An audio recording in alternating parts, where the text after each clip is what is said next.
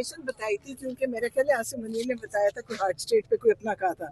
कि कोई बात हुई थी, मेरे ख्याल शायद उस पर उन्होंने कहा था कि उन्होंने कहा शायद पाकिस्तान हार्ट स्टेट है या कुछ, मुझे नहीं पता, लेकिन उन्होंने उसकी डेफिनेशन बताई कि हार्ट स्टेट वो होती है जहाँ पे रूल ऑफ लॉ होता है, जहाँ डेमोक्रेसी होती है, जहाँ सुनी जाती है बात। जिस मुल्क में आप बोलेंगे तो आप जेल में चले जाएंगे, आप बोलेंगे आपको गोली मार दी जाएगी, आपके बोलने की इजाज़त नहीं है, सोचने की भी इजाज़त नहीं है। हमारे सोशल मीडिया से लेके हर जगह से लोग उठा लिए हैं, टीवी चैनल से लोगों को फारग कर दिया गया कि आप बोल ही कुछ नहीं सकते, तो ये कैसे हार्ट स्टेट हो सकती है।